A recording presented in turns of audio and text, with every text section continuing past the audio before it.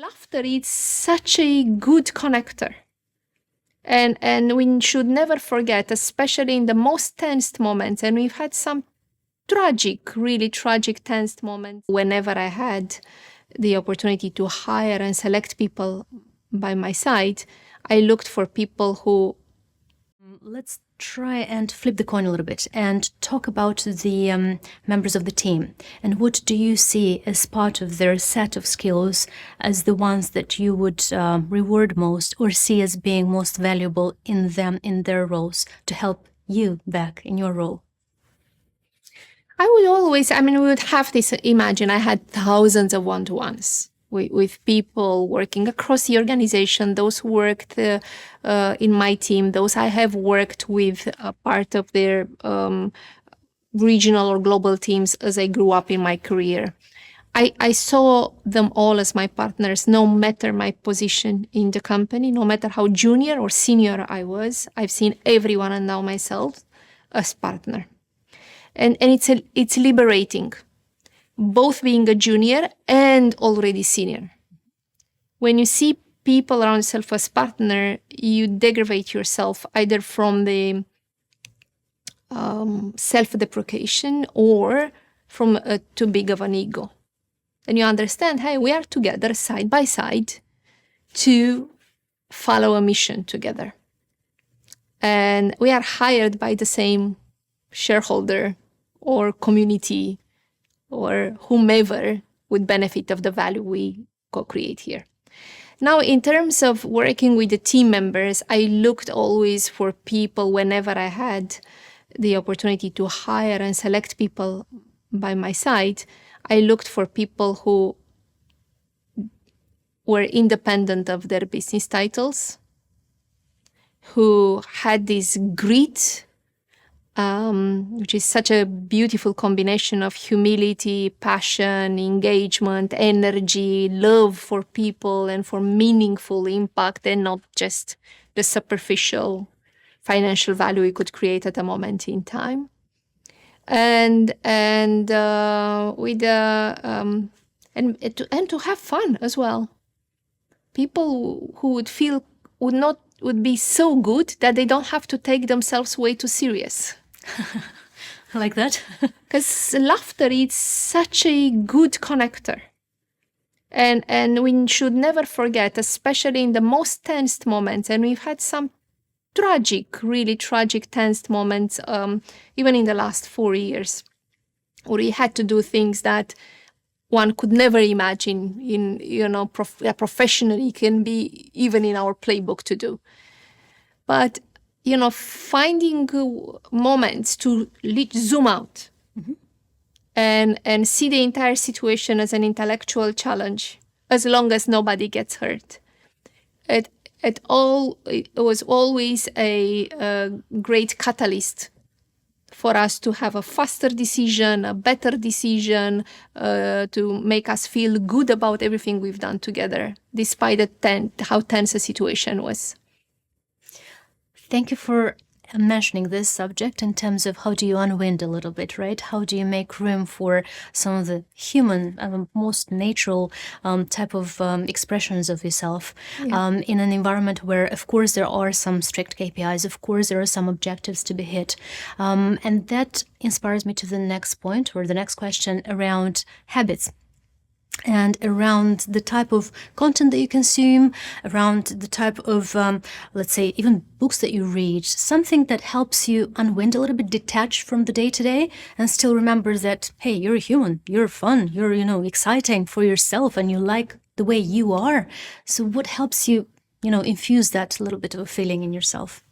One thing is that I don't necessarily wait for the day to end. Like in those TikTok, virals where you would see a lady coming back looking splendid, and the moment she closed the doors and everything kind of explodes.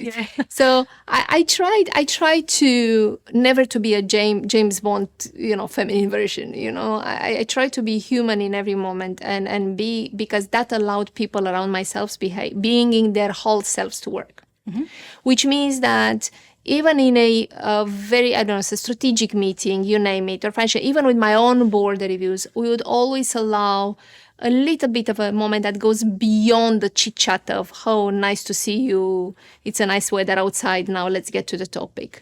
So I will find ways, even in the most serious conversation, just to have little glimpses of, hey, life is bigger than that. Let's look at it now with a fresh eyes. Let's change the paradigm. Let's change the angle we look at, making a joke. At times, even a joke in a most tense situation really helps people have a little reset moment.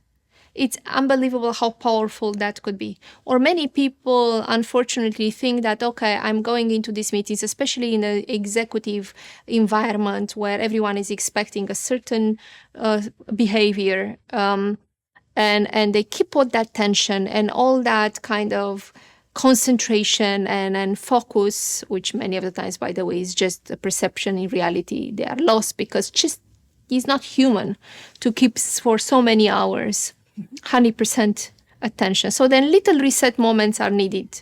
And I allow this to myself, and I allow this as well to people around myself.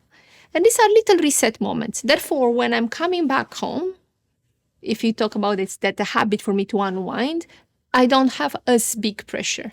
It's not like, I'm Building up, in the door and then exactly. So I feel most of the times, of course, there is physical tiredness through traveling, because I had a global remit. I had to travel from Philippines to from Manila to Sao Paulo, from New York to Johannesburg. Traveling, it's tiring. But in my interaction with people, no matter how difficult some days have been, I've tried to balance it in the moment. I'm not a great believer, I told it at the beginning, in living in the past or in the future. I don't procrastinate them. And I'm trying not to postpone the times of recharging myself. I don't wait for my battery to be on blinking red low for me to plug in my charger.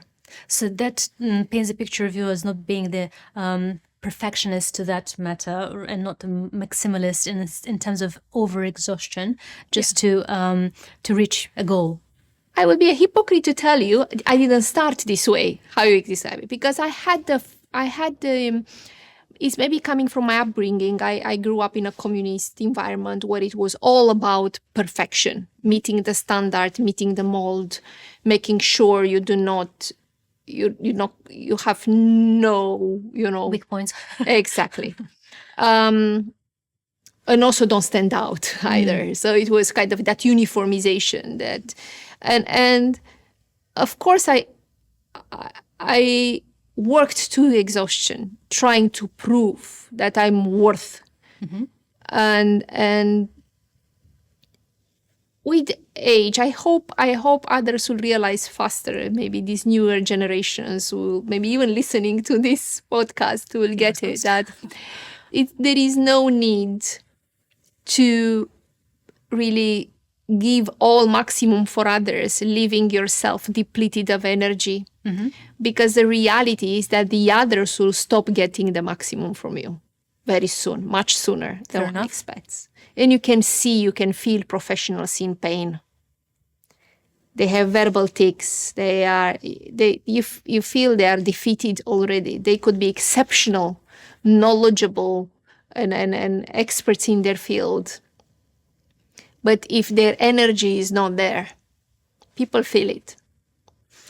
And how, may I ask, Angela, how do you keep your energy recharged throughout the day? Because you've mentioned you don't wait until the end of the day, of the working day, to figure out, okay, now I can, relax a little bit and find some time for myself. How do you find some time for yourself throughout the day? Few tricks. I'm going to give it to you, which is a premiere, by the way. Premiere. It's only, first of all, I do not push back my human nature, which is, it's natural for my body to be triggered by certain stress factors. Yep. I cannot stop that. It's beyond my consciousness. It's beyond my, what I call control. So, and I learned to understand the somatic response to that. So I could feel it up here. Some other people feel it because their voice is having a higher pitch, because they breathe faster. Others feel it that their hand starts trembling. I mean, there are lots of... you have to know yourself for that, right? To know ourselves. So then you know, okay, that's it. In that very second, I have 2 tricks which have worked magic for me. And no matter, and they can happen in any situation. Yes, while having a conversation with somebody, being in a board meeting, being on stage, yes, talking to thousands of people, whatever the situation is. One is I have a question which mechanically I actually ask myself, of course, with my mouth shut. Yes, is who died? That's the question. Obviously, I know nobody died, because if somebody dies, by the way, good tip is be stressed about it and do something about it. You really need to do something about it, hopefully, preventing the situation. Yeah. But if one asks this question, the brain itself is getting tricked like, oh, there is no death threat here. So once the obvious answer is nobody died, the brain exits that vicious loop. It happened to me and many others I know that have followed the same recipe. And the second is 7-Eleven. My 7-Eleven is I simply breathe 3 times, counting up to 7, and then breathe out to 11. It's magic. That's it. So it's nothing more philosophical than that. I don't have to remind myself the bigger scheme of life and universe, that whatever we do, it's tiny in the whole scheme of everything, yes. I'm just applying these small techniques, and in the moment, they give me the perspective. I'm going back to enjoy it. Yes, at the end, at its worst, it's a life challenge or a business challenge. Business challenge is... and which means it's an intellectual dilemma, which is something I enjoy. So let's get to work. Let's find ways around it or through it. Yeah. I'm immensely grateful for the tip, actually, because I can see where this is coming from. I think the core to this is the fact that, as you've started initially talking about this, you have to know yourself. You have to know what triggers yourself, right? To the point of, oh, okay, I've kind of reached that, threshold. How am I going to, tune down a little bit and make sure that I still keep myself being composed and I can still be productive as part of what I have to do? Absolutely, absolutely. Because everyone, the reality is, no matter the leadership role you have, from the very junior management role to the CEO, people around yourself are going to watch you like we watch stewardess in a plane during turbulence. Fair enough. Right? You don't want your stewardess to be panicked. I know everyone says like the leader should be human. Yes, to the level that you don't damage others. So don't show your vulnerability to the level that will have everyone else in panic. Mm-hmm. So it's very important to stay composed and with charged up with a positive energy and be there with them. And I always think of this analogy, yes, with the stewardess in the plane. I really don't want my stewardess to start, having a heavy, fast breath pace and be looking worried on the aisle. How to get out. Exactly.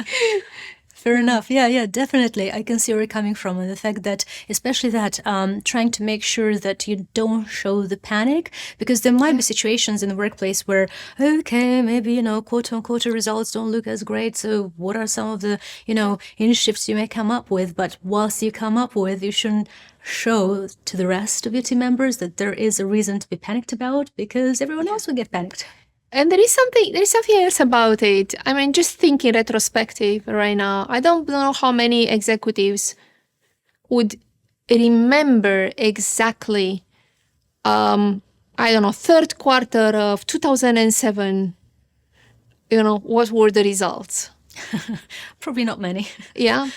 But I would remember if my experience was lousy with one of my team members or one of my uplines. Yes.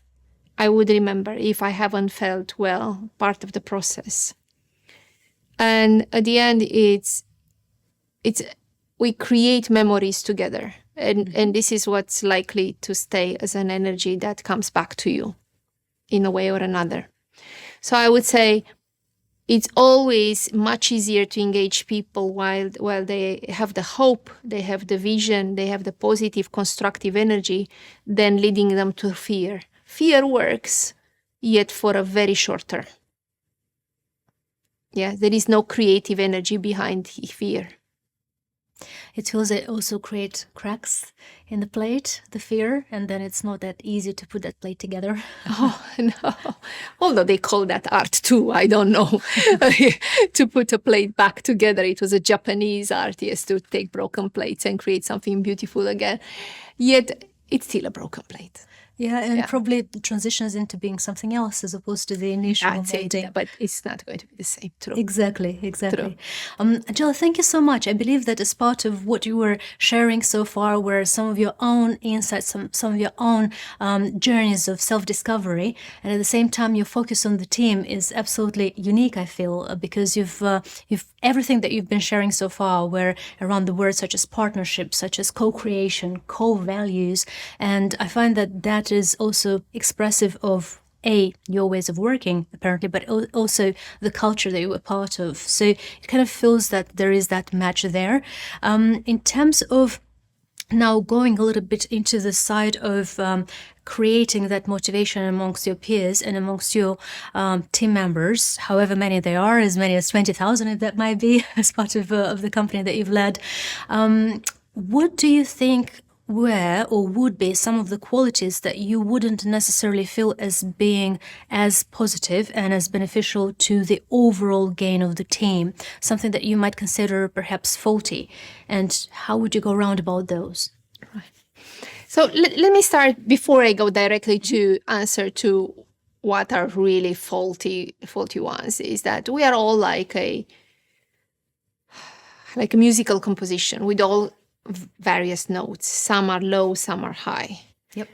A good basketball player, an amazing NBA basketball player, might never be a good ballerina, right? And I can never judge a basketball player for not being a good ballerina. Yet a leader is always judged by all the attributes. They should be top of each of those. And that, again, to me, is not realistic. So everyone is coming with his own musical notes. Important is never see the low notes as weaknesses, because the low notes could be the great ballerina versus a basketball player, which is a top note. So that low note could be in one job, could be the high note in another job. Yeah. Important is, with that composition, with all those elements together, is that optimally fit for that person to maximize their potential? Yes or no? And then work together to realize what could be that role. Is it in that company, and what else is needed to amplify somebody's impact? Or it's another company and equally help them. I had to as well let people go, like you would say, fire people. I never liked the word of firing people. Not even, again, let them go. Let them go is unless I help them go. But help them go not as a cynical mode, but really finding together where would they flourish. Yes, because it's frustrating for everyone in any given partnership if they feel they're not properly valued. Yeah. Now, back to your question. So I do not never look at these attributes as being weaknesses or strengths. Yeah. So of course, there are certain attributes which would make you for a certain role incredibly strong. Yeah, in terms of expertise or impacting the business. And some so-called weaknesses, attributes, could become derailers, pending the role and the responsibilities. But one thing could spoil it all, and that's integrity. And to me is the only one line that would define am I associated or not with somebody else. Makes sense. Yes. And again, and if it's not working, it's it's not working. Elegantly, we'll find other travel partner, exploration partner, but it's all about integrity. We can fail. I've had so many experiences of failure and success. I do not regret any single one, because I knew that every evening myself and people around myself, we went back to sleep knowing that we've done everything in our power and our knowledge to do the right things. We learned from everything and we did it the right way. When things are done the right way, in terms of ethics, failure, it's simple to be seen as a new experience. If it's not the right way, then it's a true failure. Thank you, Angela. I can see why integrity can be the core element which might demotivate further engagement with any given member of the team. And it's also quite telling, the fact that you put your all effort in order to make sure that this can be resolved ultimately. As part of your experience with members of the team who have perhaps shown you some question marks as part of your journey, but at the same time you have given them all the chance they might have needed to improve on their mistakes, were there any instances where you felt that your own values might have been questioned by yourself, not by anybody else, and have you let them go down the way of where you would have seen that action of yours as being a failure to yourself and not a success? Look, there have been many situations where I've made my own mistakes. Yes, it's normal. Where I either misjudged certain parameters of a certain situation, or I was too fast, too impatient, or quite the opposite. I was emotionally blocked in a certain judgment, not adapting fast enough to a new insight or a new information. And that is valid for my relationships with people as well along the time. Yes, I had situations where I must have been slower than somebody's pace or faster than others. It's not a complete sync at all times. This is how world works. I think what's important at the end is acknowledgement and keeping a channel open. Because as a derailer, as an example, in my case, is that when I'm fully focused, that's my nature, it's my DNA, I'm aware of it, but it's very difficult to control to the level that it becomes a mastery. It will, at best, it's a mediocre behavior, is that when a situation of crisis or something that requires my utmost focus happens, I lose my peripheric view, which means I might lose a sight. Everything becomes blurred, like in a portrait pictures, yes? Blurred when it comes of reading somebody else's feelings about it. I'm usually very attentive, and 90% of the time, I'm not at that level of intense focus. Yes, I'm just, life was normal. But I was always open with every new thing, because every 3 or 4 years I had a new role, new country. I lived in different places around the world, different cultures. That was my very first thing, telling people like, look, I have this one, and I have others as well, but this is one quite big, and I need your support and partnership. I would also pick those who are more kind of by nature wired to read people's feelings and say, let me know, because whenever I'm too intensely focused on a situation, on solving, I'm a problem solver. Sure. I might lose sight of even more important things like somebody's insight or somebody's feelings about something. It's very easy. There are a few triggers that could be done even on the spur of the moment, yes, to wake me up, yes, to again flex my zooming in out so I can see it. So I would do that with my teams and my people. Second, I've been all my life quite impatient. So I like things closed and move on. Other people like to see a lot of options before they make their final call, if possible in the last minute before the deadline. I'm more of a planning kind of person. So I like things closed, properly segmented, put in their box, and then move on. I had to learn my behavior and my habit of learning, changing, leaving space. So many of the times, in order to cope with my own wiring without pushing back who I am, I actually plan my waiting. Interesting. Because it's not natural. Yeah. So therefore, I get an email, my impulsivity and my keen desire to get that done, where I'm positive I know how it should move forward, pushes me to answer in that very moment and say, okay, this is what we do. I learned to actually sit on my hands and plan the only response I'm giving, I'm coming back Thursday on this topic. I need to think. So I'm planning time to rethink.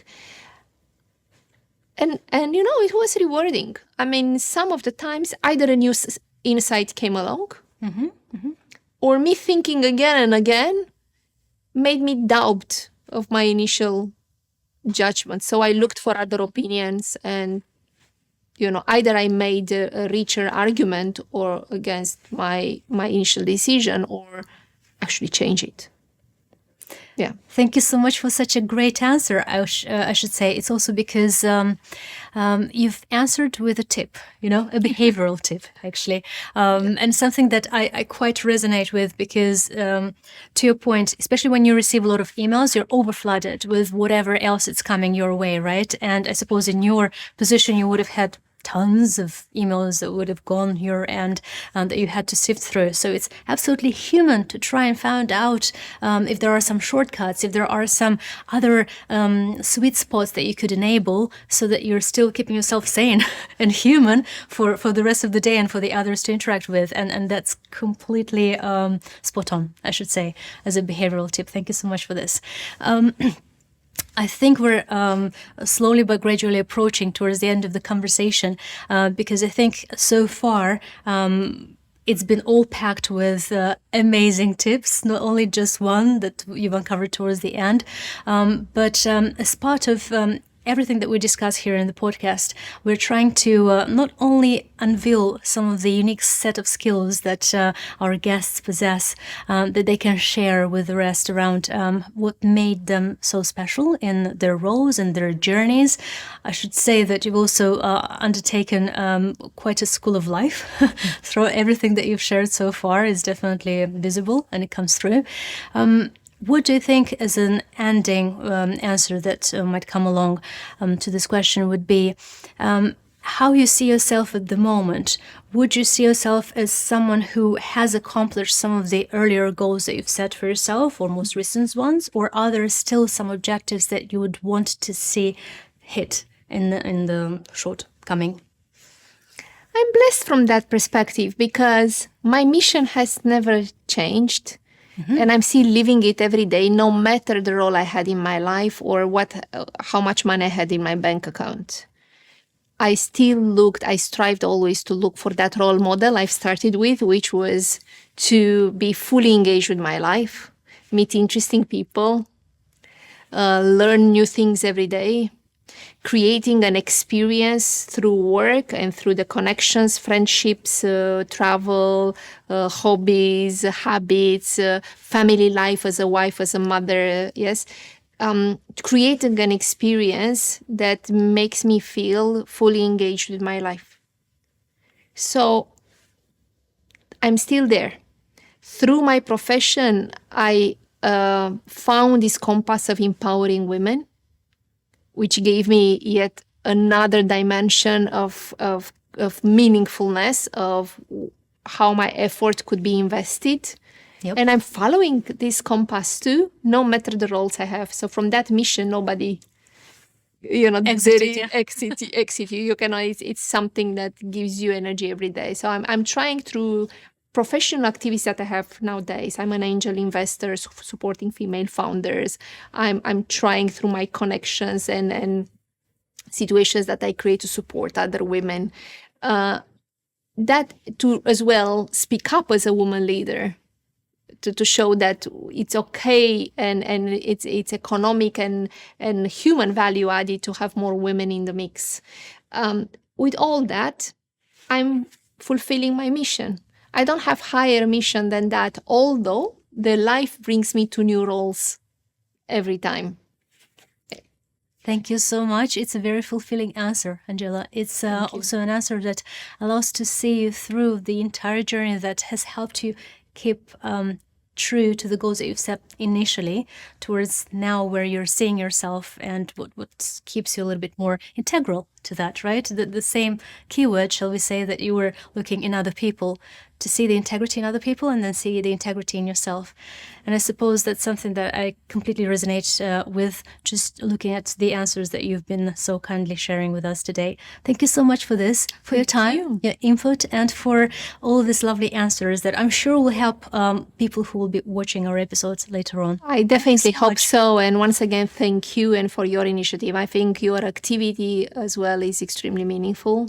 I loved our conversation, and I wish to you and your audience and community a meaningful experience in life.